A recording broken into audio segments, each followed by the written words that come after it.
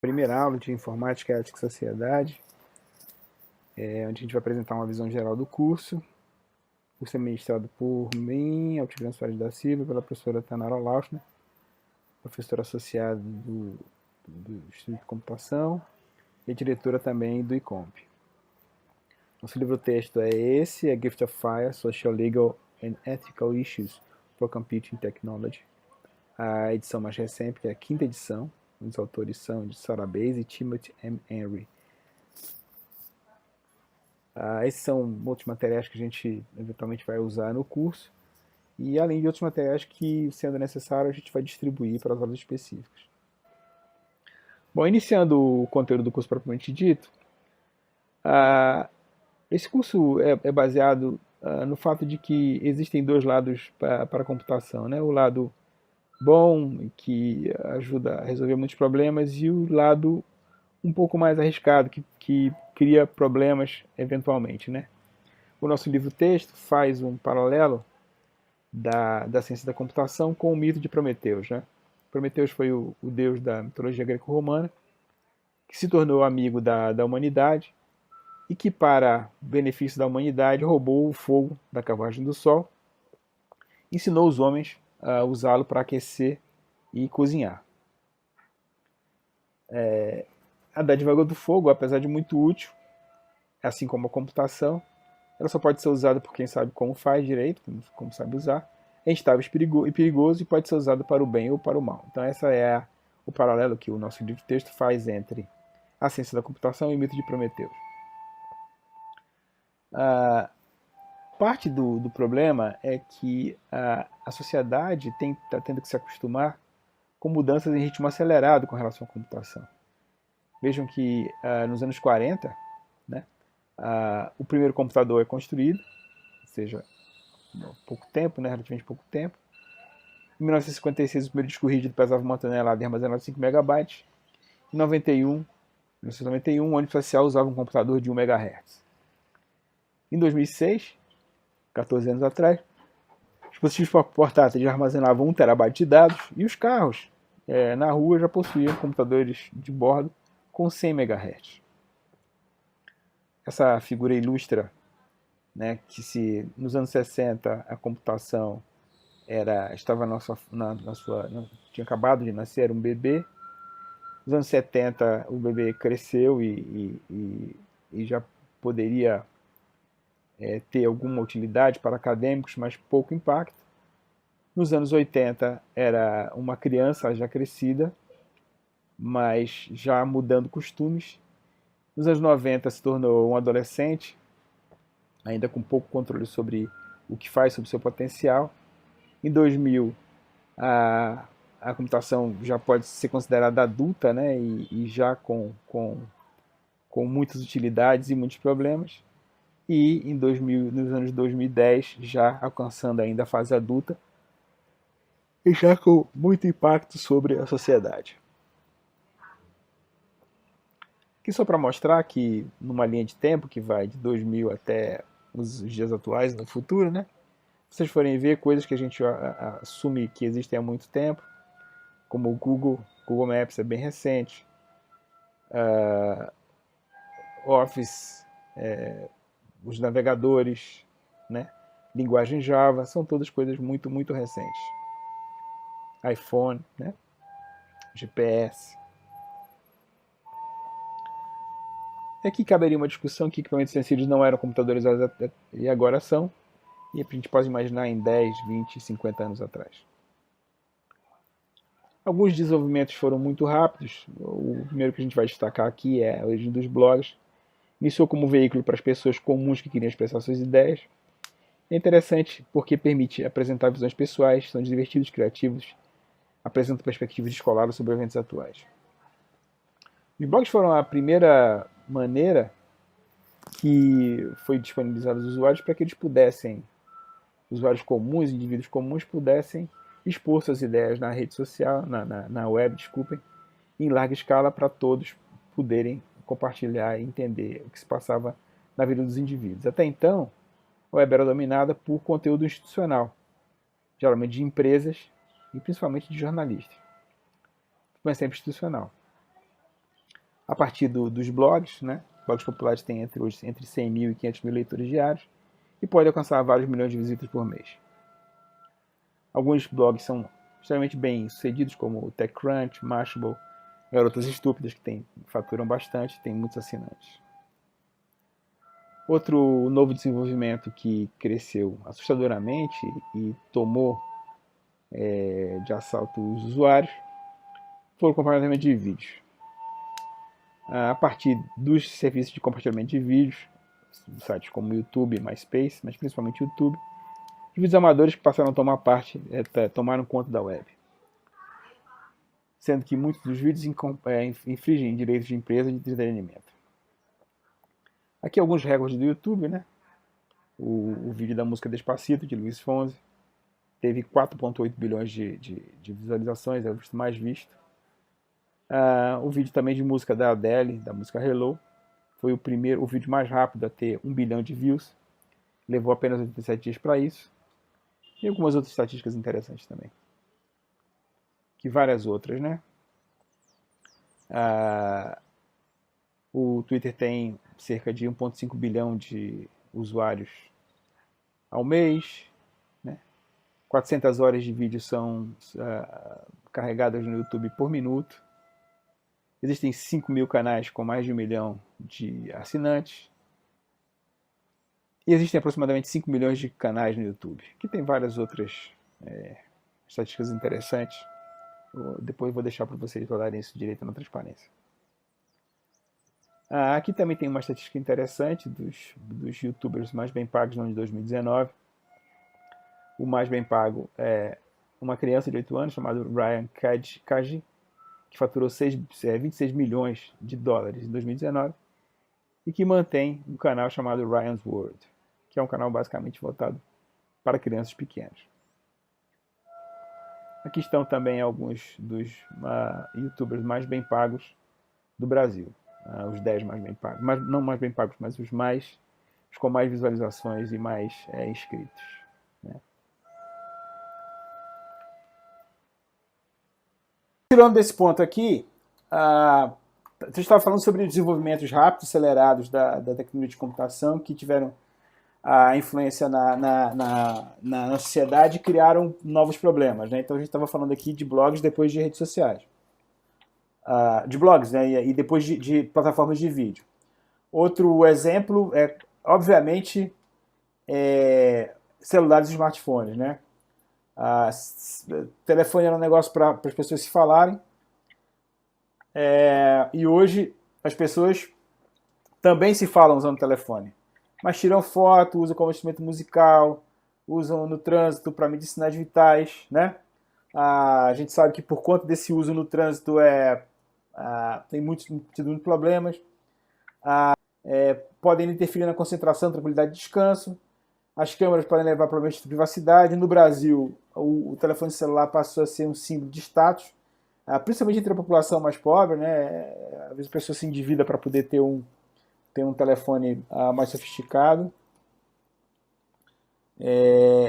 Aqui tem aquele comercial da época que eu mostrei na aula presencial, mas eu vou também ganhar esse tempinho aqui, não vou mostrar não, para a gente poder avançar.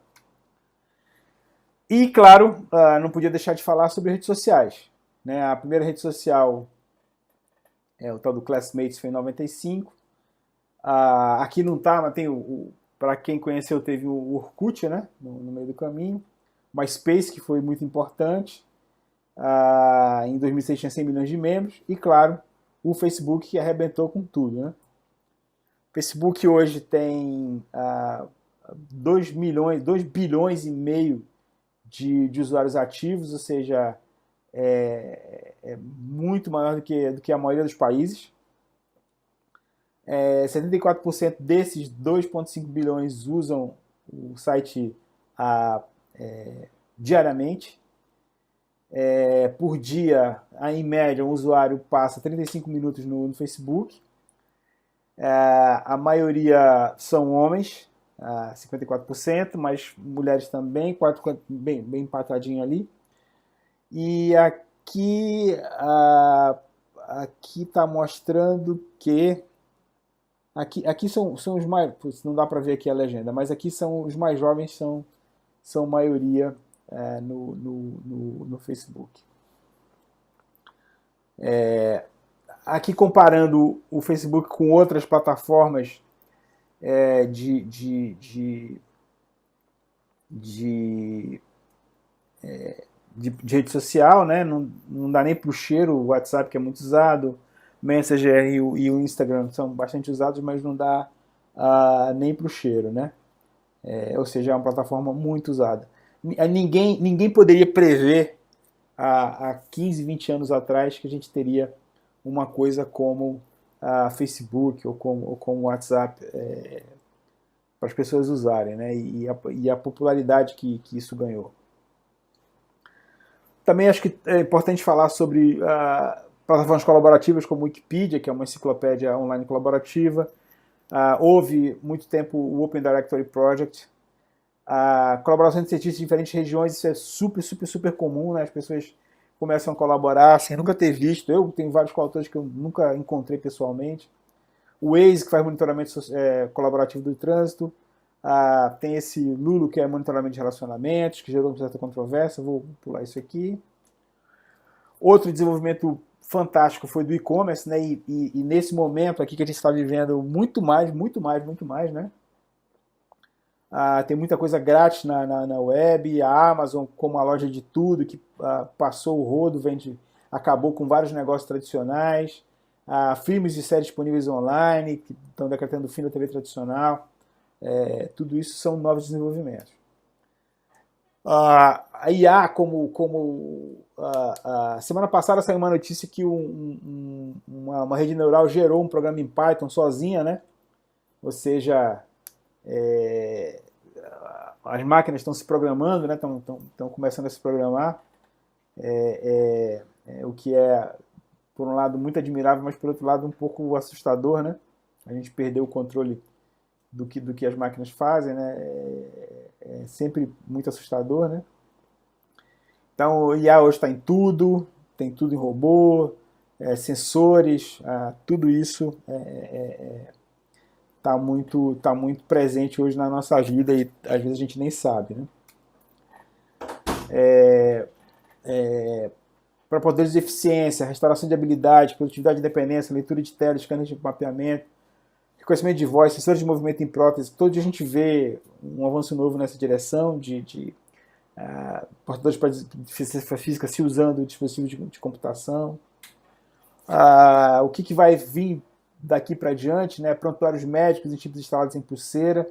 Isso já é verdade, né? Esse exemplo aí do Caron é um prontuário eletrônico, fica no teu pulso e fica transmitindo tudo que vocês fazem. Na verdade, quem já usa esses smartphones hoje já tem isso, né? Muita gente, smartphone, smartwatch já tem isso, né? E está se falando já desses chips RFIDs que serão inseridos no corpo humano para ficar transmitindo sinais. É um negócio de um tamanho de um grão de feijão, né? Um negócio pequenininho assim, que fica dentro da corrente sanguínea da gente, né? do corpo da gente, transmitindo sinais vitais e ajudando a monitorar o que está acontecendo. E aí, vocês querem um chip desse dentro de vocês? Bom, claro que aí vem as várias questões que estão envolvidas com esse desenvolvimento rápido das coisas. Desemprego, alienação, crime, perda de privacidade, falha e suas consequências. Quer dizer, não é de hoje que as pessoas falam que o fato de essa tecnologia está desempregando, embora a gente também tenha, por outro lado, empregos sendo criados, e a gente não sabe bem ainda se é mais desemprego ou mais oportunidade de emprego. Alienação, as pessoas vivem isoladas em redes sociais, em jogos online, e às vezes se alienam da realidade. Existem novos tipos de crimes sendo cometidos em cima de dispositivos e sistemas tecnológicos. Perda de privacidade, né? Hoje a gente sabe como é que é a casa das pessoas, fácil, fazendo conversa, todo mundo sabe mais ou menos como é que a pessoa vive, né? Falhas e suas consequências. Quando ocorrem falhas nos sistemas computacionais e nos dispositivos, isso tem consequências. Então, as questões que a gente vai estudar são essas todas. Ah, tá legal, tecnologia é bom, mas tem o outro lado. Né? Então, são velhos problemas em um novo contexto. Crime, pornografia, violência em jogos e filmes. São várias coisas que já existiam antes, só que agora estão num contexto novo. Adaptação às novas tecnologias, a gente precisa pensar de maneira diferente. E, ficou um pedacinho em inglês aqui, várias fontes de soluções para problemas que vão tornar a mudança na nossa vida uma parte natural das coisas, né? As coisas que vão acontecer naturalmente. A gente vai estudar o alcance da rede global, facilidade de comunicação com regiões distantes e como é que isso afeta a gente. Paradoxos e controvérsias, melhorar a segurança leva a uma redução da flexibilidade e conveniência. Esse paradoxo mesmo da segurança, né? Quer dizer, é bom que existam mais câmeras filmando o que está acontecendo nas ruas. Mas, por outro lado, isso pode levar à perda da privacidade. Então, paradoxos e controvérsias. E a gente vai tentar diferenciar aqui o que é as decisões que a gente vai tomar por escolha pessoal, por política de negócio e pela lei. Às vezes a gente não pode escolher, certo? A gente vai estudar essas diferenças que existem. Bom, o nome da disciplina é Informática, Ética e Sociedade. Então vamos falar um pouquinho sobre ética. Então, ética tem diversas definições. É um troço dado há milhares de anos. Se a gente pegar uma definição mais ou menos bem aceita por aí, é a ciência do comportamento moral dos homens em sociedade. O comportamento moral, homens, claro, entendo aqui humanidade, o gênero humano, né, em sociedade. Regras a seguir e nas interações e ações que afetam outras pessoas. Normas de comportamento e formas de vida através da qual pode-se valorizar o bem. E toda vez que a gente ouve falar a palavra ética, na realidade, o que a maioria de nós raciocina, e eu também, intuitivamente é fazer o que é certo. Né? Ética a gente ter ética é fazer o que é certo. Para tudo que a gente está falando aqui nesse curso, a gente está assumindo um contexto onde as pessoas, primeiro, são racionais, ou seja, elas têm domínio sobre a sua razão, sobre o seu raciocínio. Então esse é um ponto, são pessoas sãs do ponto de vista mental, né? Elas podem decidir o que tem racionalidade, né? E tem direito à escolha. Ou seja, não é uma pessoa que é obrigada a fazer uma coisa, não é um escravo que tem uma obrigação de fazer as suas coisas. A pessoa pode escolher o que vai fazer. Então, racionalidade e direito à escolha são dois pressupostos que existem para que a ética seja estudada, né? seja considerada. Tem várias visões éticas, tem essa deontológica, utilitarismo, direitos naturais. A gente vai falar sobre elas aqui, mas eu já vou adiantando que não tem muitas respostas simples para o que é ética. Por exemplo, uma pergunta aqui para a gente. É correto dizer que as empresas, instituições, elas têm ética? O que vocês acham? As empresas e instituições têm ética? Viu que não é uma resposta simples? Esse que é o problema. Bom, então vamos começar aqui pela essa primeira visão da ética, que é a visão deontológica. Então, a deontologia é um ramo da ética que trata dos deveres. Por exemplo, um código de ética, ele determina como é que os profissionais de determinada categoria vão se comportar. Tá certo? Então, esse ramo da deontologia diz que é o meu dever fazer o certo. Né? Isso se deriva em boa parte da obra do filósofo chamado Immanuel Kant, que dizia que eu devo agir eticamente a despeito de qualquer consequência. Por exemplo, eu não devo mentir nunca. Não devemos mentir nunca. Se alguém procura uma outra pessoa com a intenção de fazer mal, eu devo dizer onde a pessoa está, né? Porque eu não devo mentir. Né? Então chega alguém para mim, chega alguém para Tanara e pergunta assim, Tanara, eu quero dar umas porradas no Altigram.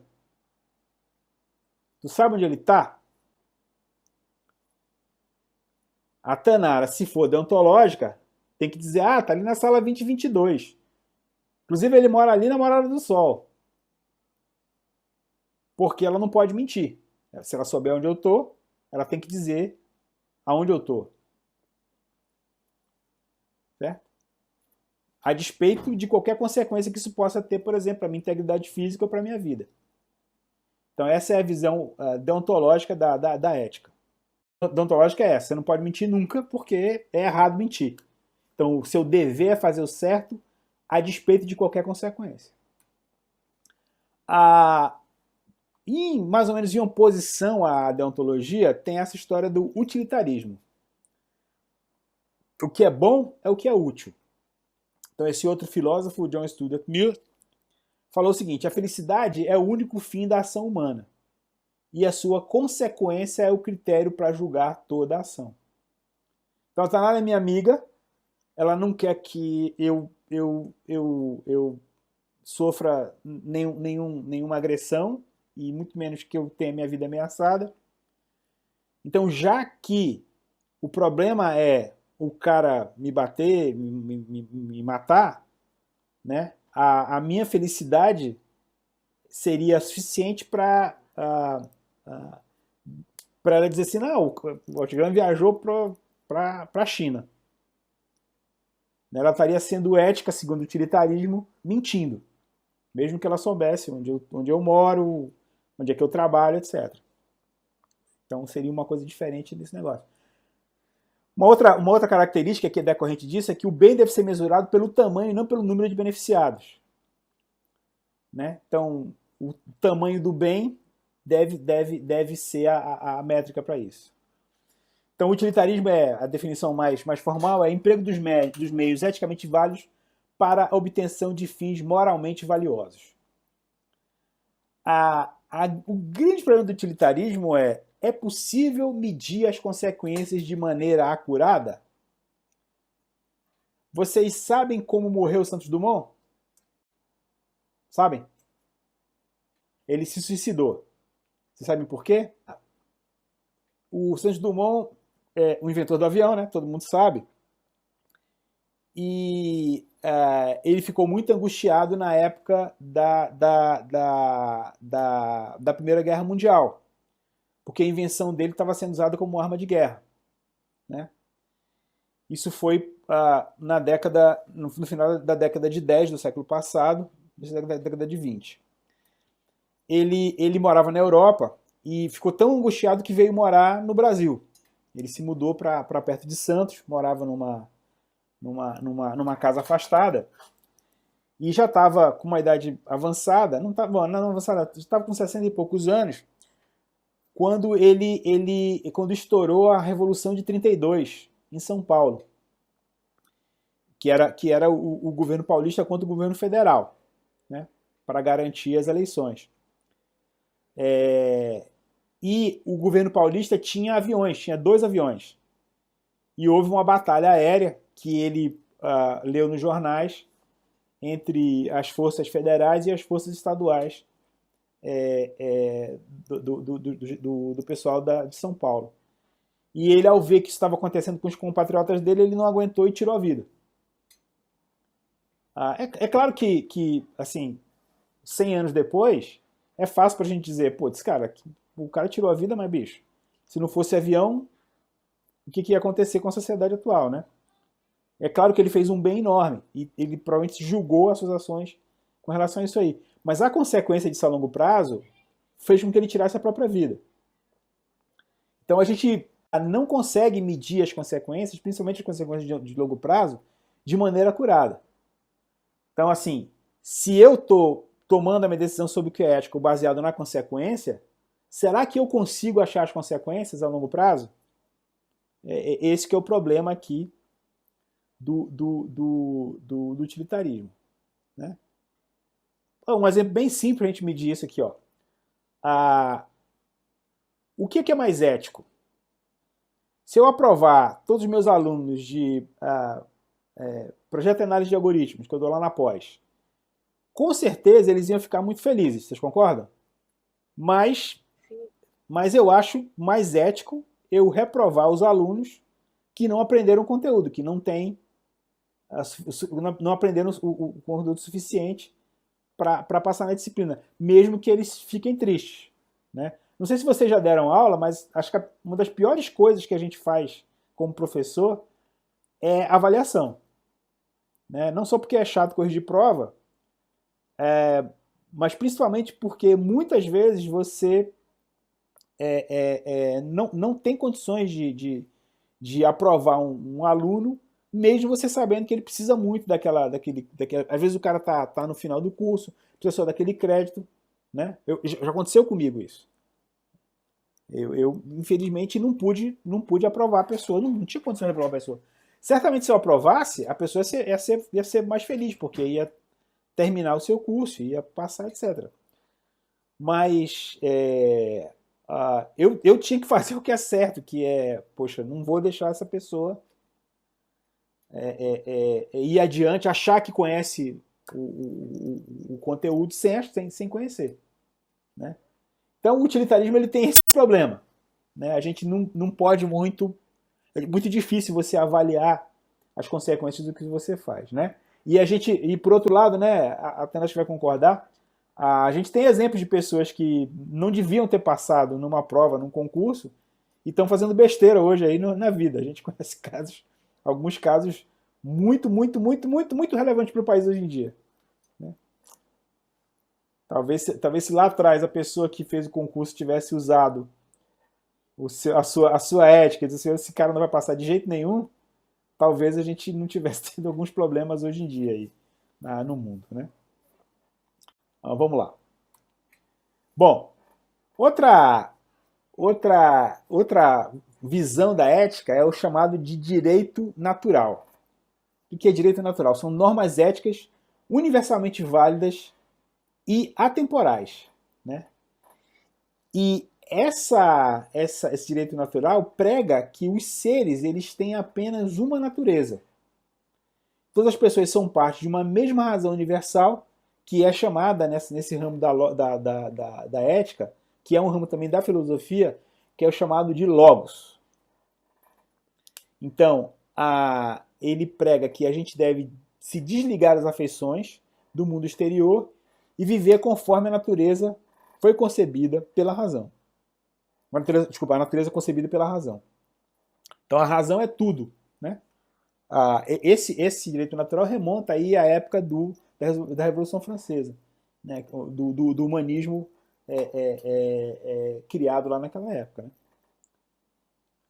Por exemplo, direitos naturais: vida, liberdade e prosperidade, né? Todos nós temos direitos a viver, todos nós temos direito à nossa liberdade, fazer o que a gente bem entende, e a gente tem direito à propriedade de ter coisas, né? Então, esses são direitos considerados direitos do ser natural. Todos nós temos esse direito segundo a filosofia de direitos naturais. O John Locke, também um outro filósofo importante, também diz o seguinte: olha, eu tenho direito ao trabalho e aos seus frutos, né? Por exemplo, minha fazenda e o que eu planto nela são meus, mesmo que eu não esteja lá para garantir isso, certo?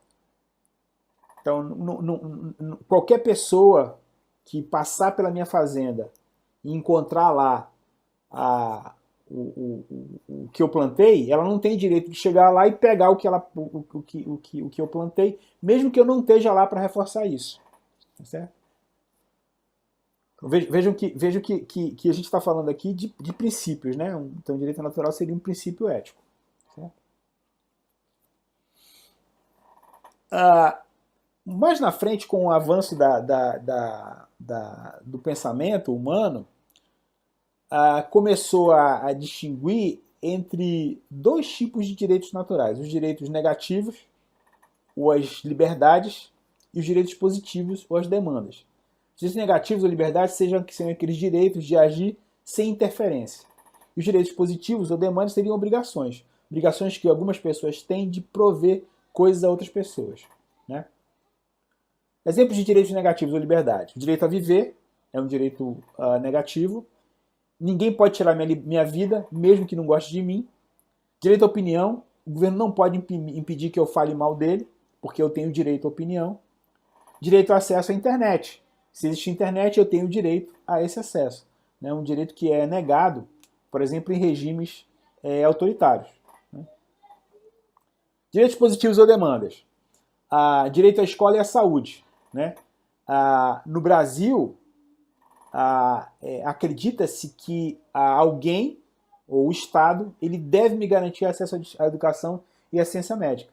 Né? Esse é um direito positivo que a sociedade brasileira entende como importante e, portanto, garante. Quer dizer, o governo, o Estado teria a obrigação de me garantir esses direitos. Direito à acessibilidade. Shoppings, escolas, cinemas devem me garantir acesso mesmo que eu tenha algum impedimento físico. Então, quando eu chego num shopping e eu tenho um impedimento físico, alguém, o shopping, a escola, deve me garantir que eu vou ter esse direito, ou seja, um direito positivo. Direito à internet. Eu devo ter os meios para acesso à internet, mesmo que eu não possa pagar por isso. Né? No Brasil isso não é verdade, mas em alguns países, acho que no Uruguai, isso é verdade. Bom, e aí vem várias distinções importantes. Certo e o errado e o mal, onde o errado é simplesmente errado, mas o mal é prejudicial. Objetivos e restrições, preferências versus ética, lei versus ética. Né? Então tem várias nuances aqui interessantes para a gente explorar nessa história de ética. Né? Aliás, para falar a verdade, né, o momento atual do Brasil ele é cheio desses dilemas. Né? A liberdade de expressão versus ameaça à democracia, o meu direito de ir e vir versus o meu direito o meu direito de me proteger contra a infecção pelo vírus.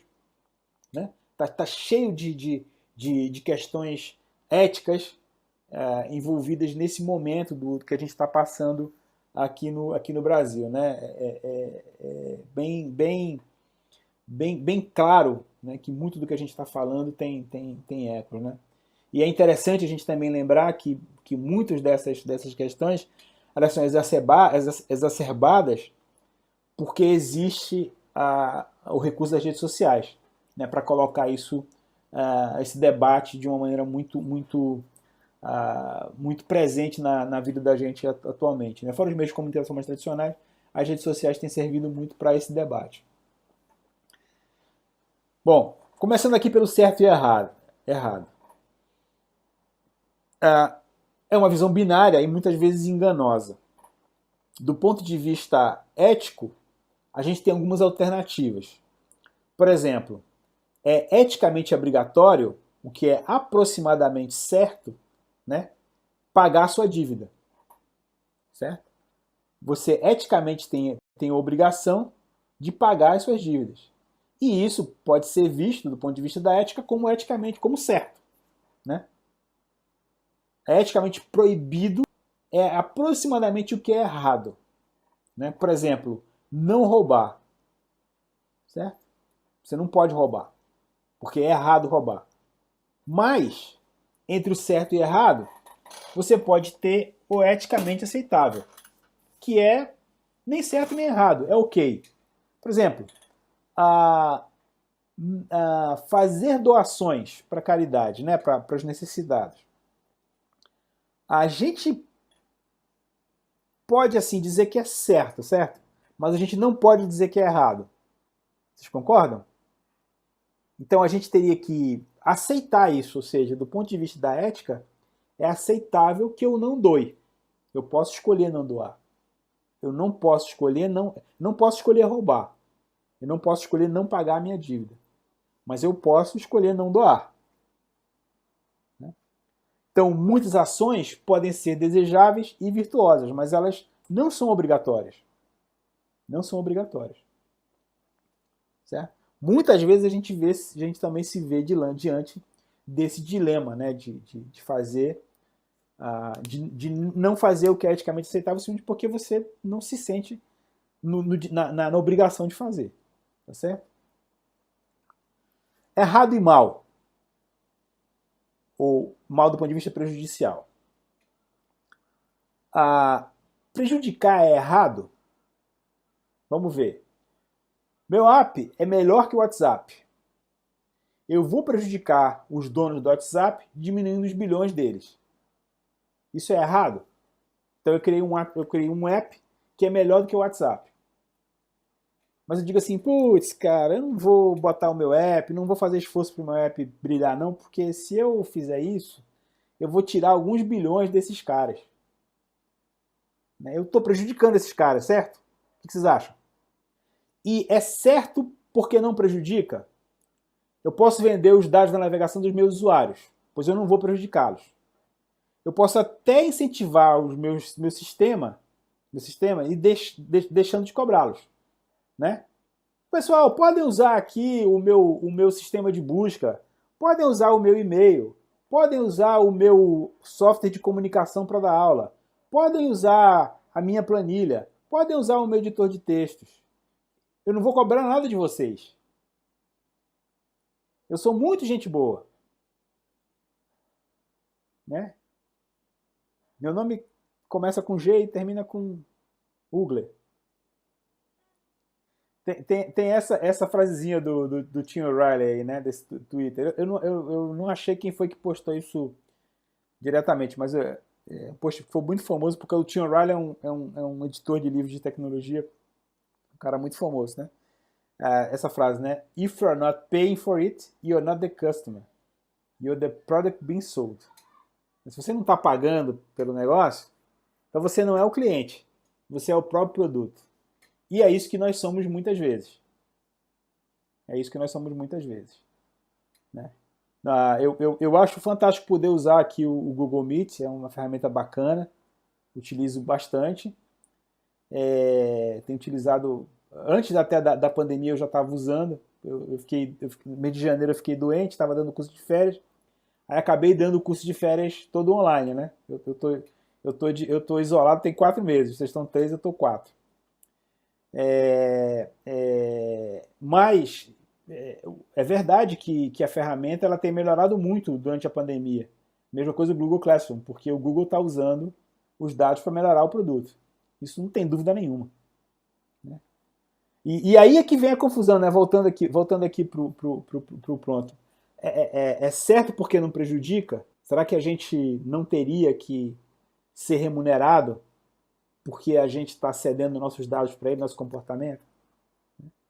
Então, essa história de errado e mal também não é muito clara. Objetivos e restrições. Né? O Milton Friedman, economista famoso, falou que o objetivo de um negócio é o lucro de seus sócios. Né? Então, esse é o objetivo. Mas, não sei se vocês lembram desse... essa transparência é velha, porque semana passada. Vocês lembram desse comercial daquela empresa Empíricos, a empresa de consultoria de investimento? Aqui circulou semana passada, mas foi semana passada de 2018.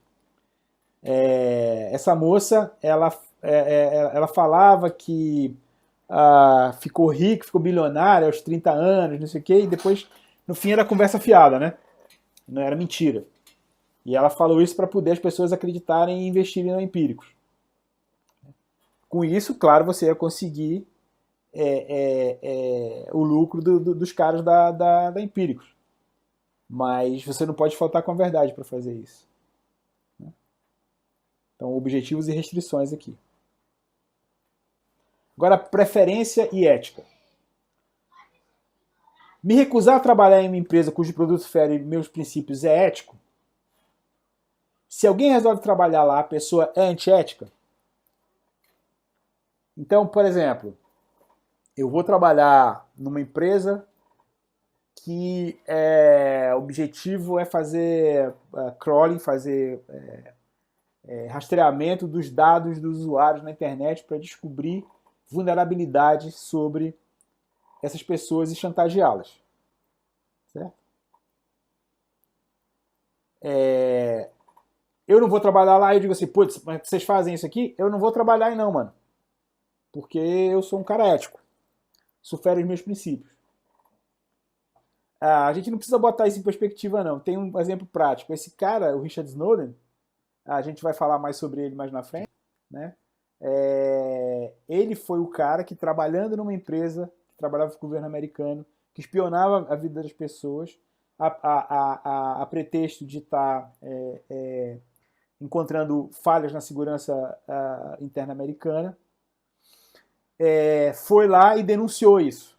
Né? Ele não só tomou para si a missão de fazer isso, como fez na prática. Né? Não só não trabalhou mais lá, como denunciou o esquema. Esse cara vive banido, vive asilado, né, a palavra que usa, na Rússia. Não pode voltar para os Estados Unidos, porque ele é considerado traidor da pátria. Ele provavelmente ia enfrentar um julgamento bastante duro e muito provavelmente ia passar a vida inteira preso se não fosse não recebesse a sentença de morte. Então ele vive hoje escondido na Rússia.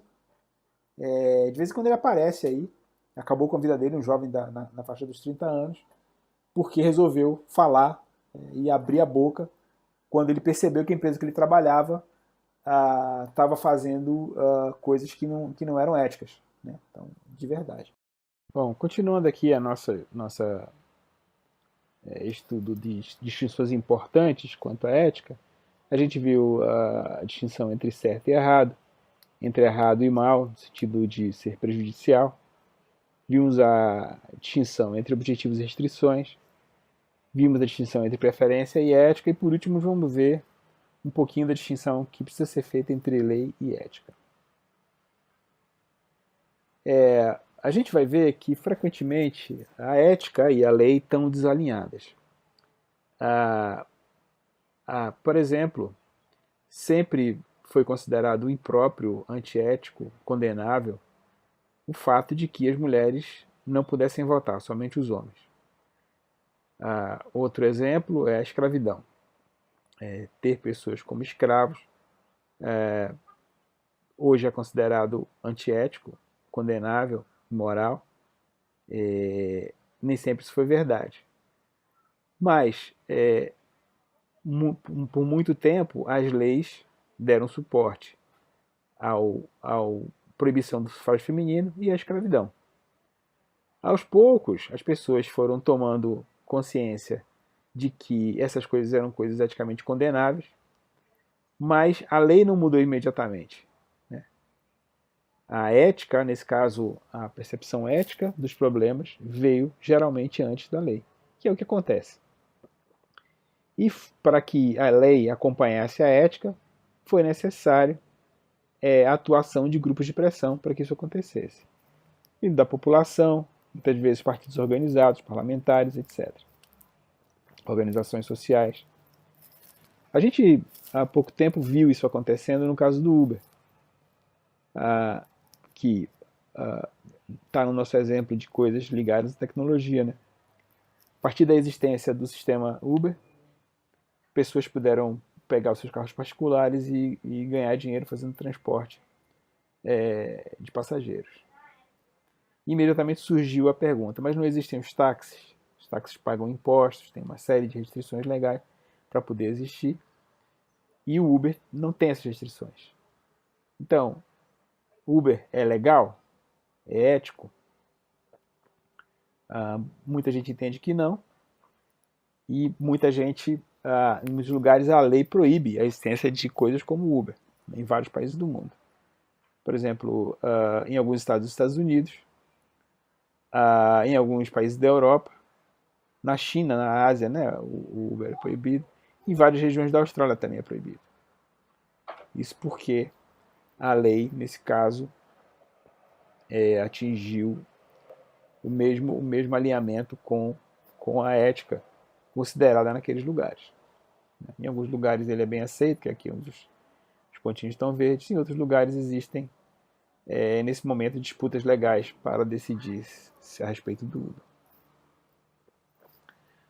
Então, uma questão interessante para discutir seria a gente apresentar exemplos de liberdade, direitos negativos e demandas, direitos positivos, que se opõem um ao outro. Essa discussão a gente vai deixar para fazer depois da sala de aula. Por enquanto, a aula de hoje está encerrada. A gente se vê na próxima aula. Obrigado.